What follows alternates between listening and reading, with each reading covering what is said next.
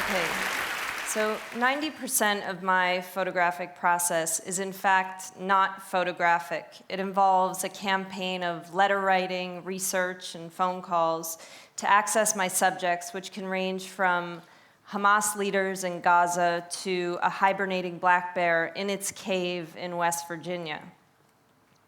And oddly, the most kind of notable letter of rejection I ever received came from Walt Disney World, a seemingly innocuous site. And it read, I'm just going to read a key sentence, "Especially during these violent times, I personally believe that the magical spell cast upon guests who visit our theme parks is particularly important to protect and helps to provide them with an important fantasy they can escape to. Photography threatens fantasy. They didn't want to let my camera in because it confronts constructed realities, myths, and beliefs, and provides what appears to be evidence of a truth. But there are multiple truths attached to every image, depending on the creator's intention, the viewer, and the context in which it is presented.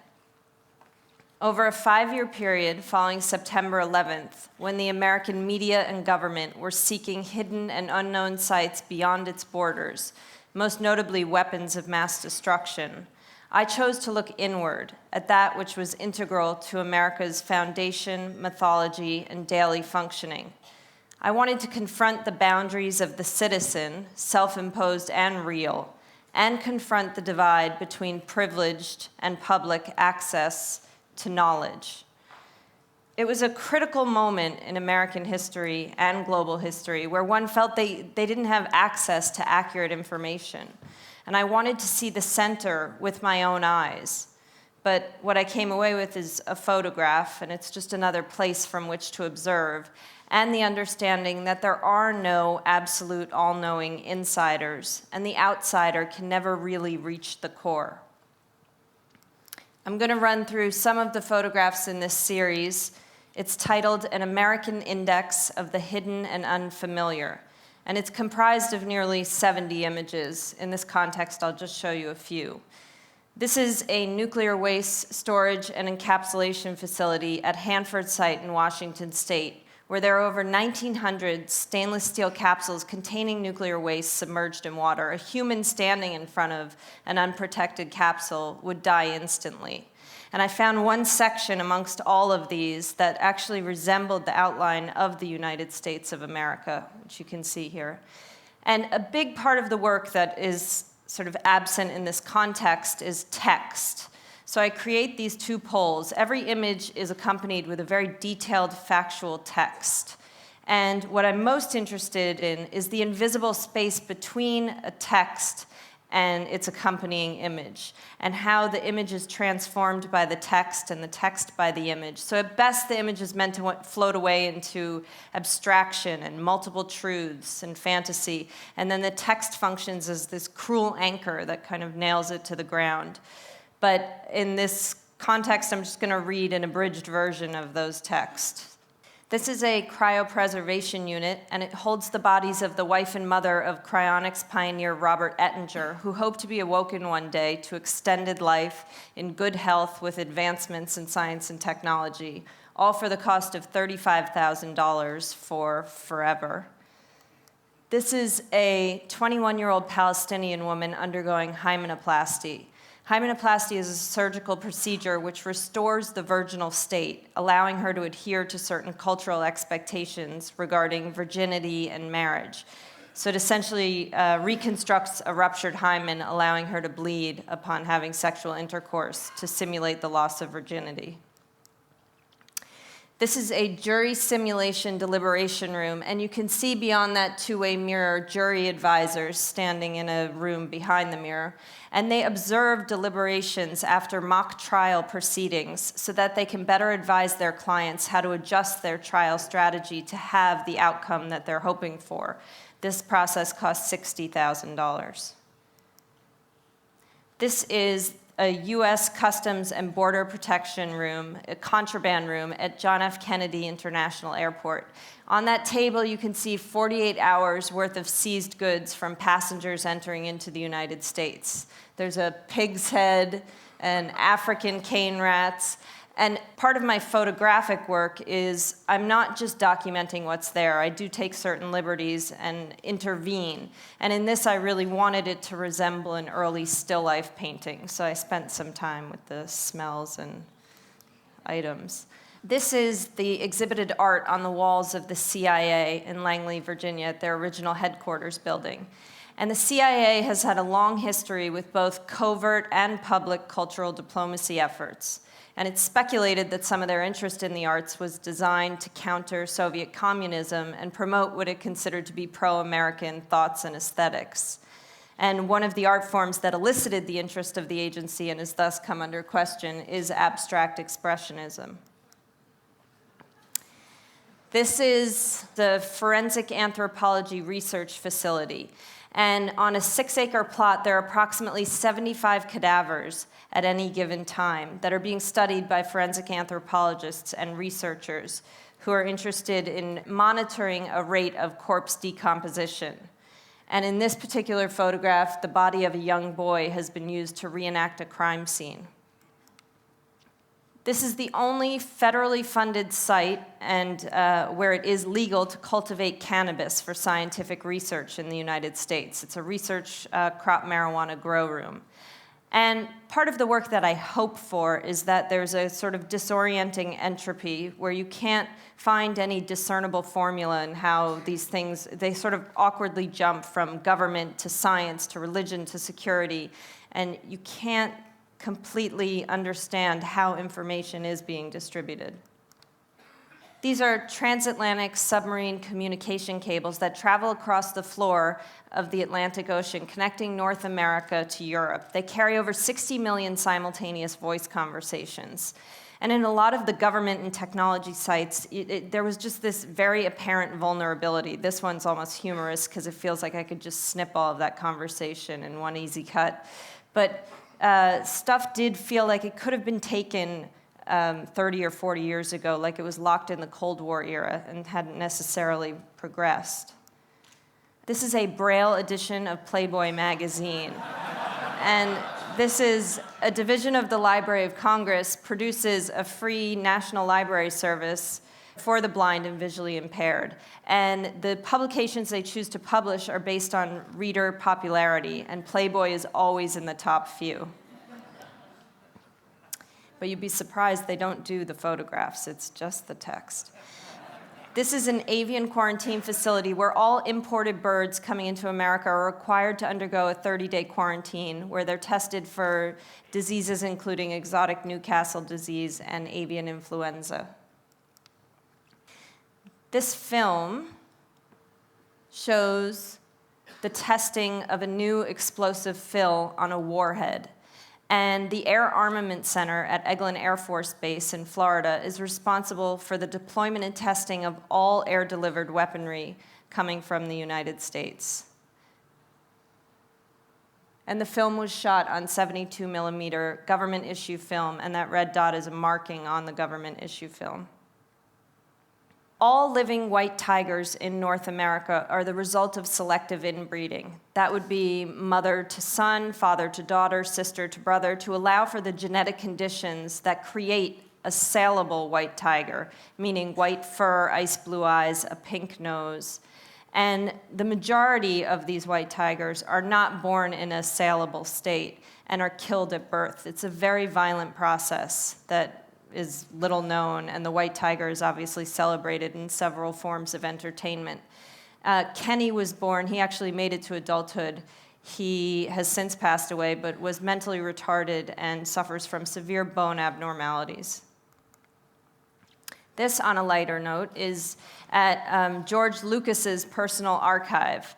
This is the Death Star, and it's shown here in its true orientation. In the context of Star Wars, Return of the Jedi, it's mirror images presented. They flip the negative. And you can see the photo-etched brass detailing and the painted acrylic facade. In the context of the film, this is a deep space battle station of the Galactic Empire, capable of annihilating planets and civilizations. And in reality, it measures about 4 feet by 2 feet.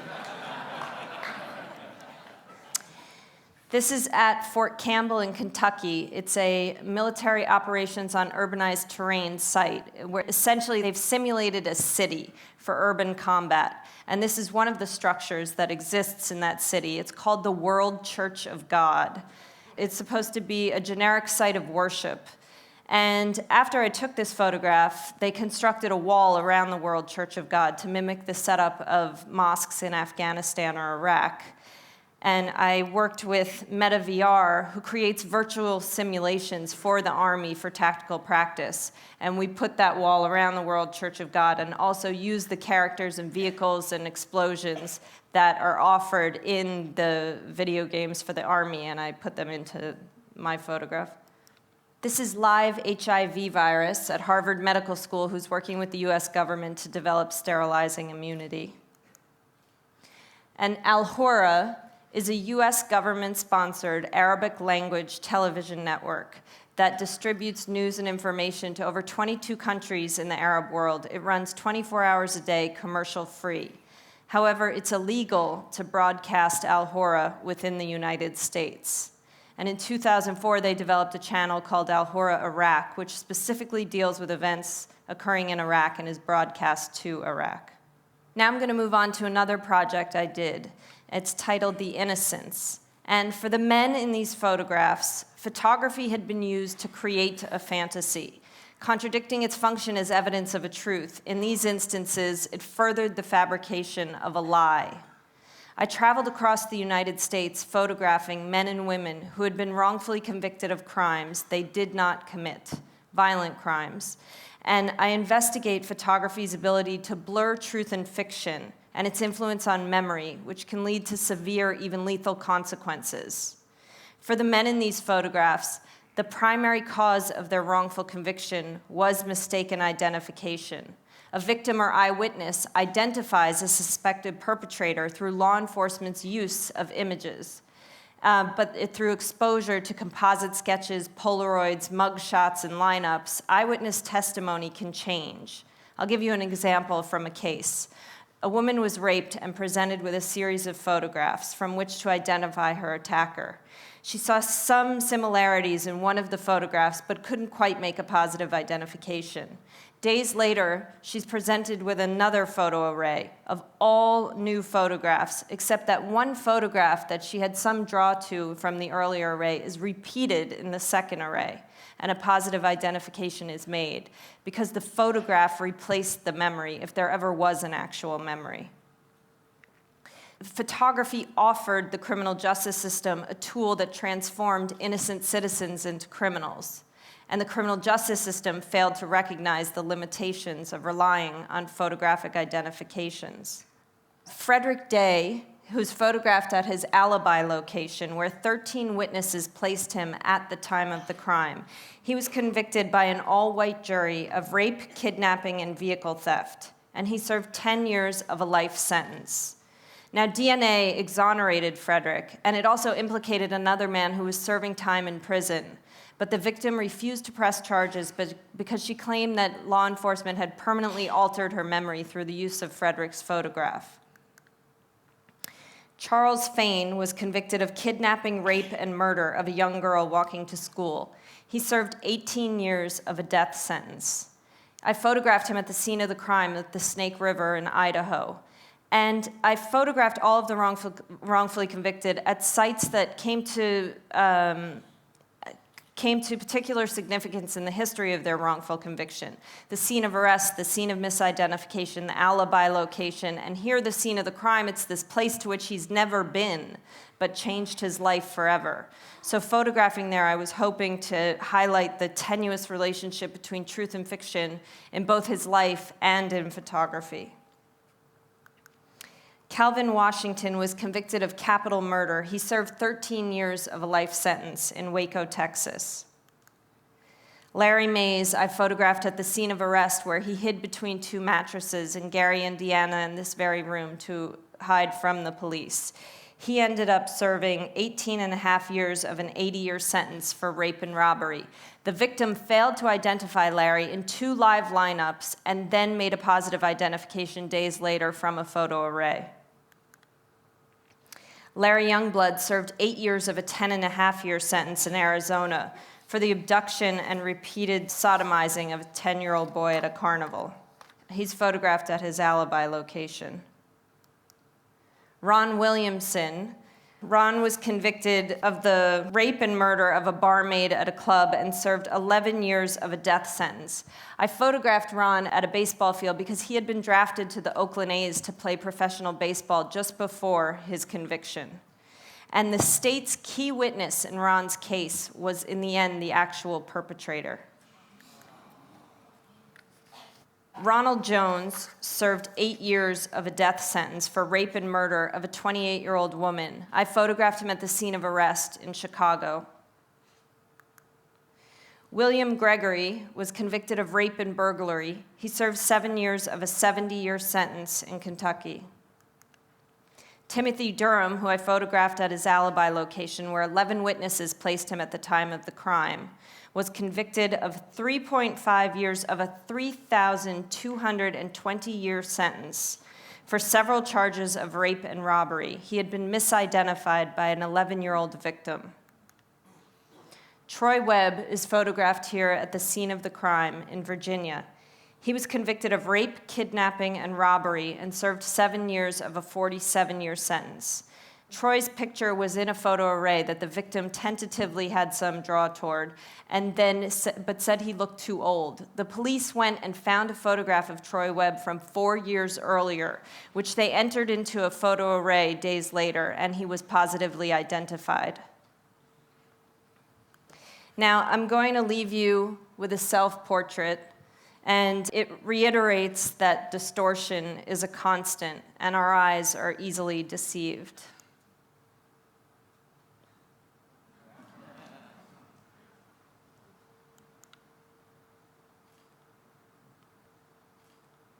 That's it. Thank you.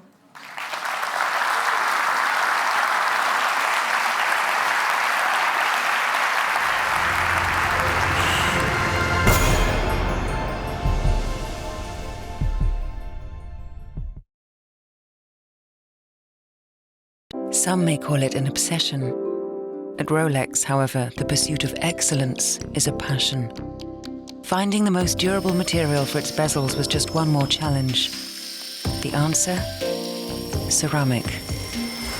Using an exclusive Rolex patented process, the bezel is superheated to 1,500 degrees, hardening and purifying the ceramic mix. The entire bezel is then bombarded with gold, atom by atom, and polished until only the numerals remain, permanently. Virtually indestructible and impervious to scratches, the ceramic bezel has to withstand more abrasion than any other part of a watch. It takes more than 40 hours to create each of these bezels. Which makes you wonder, is any measure too extreme for enduring beauty?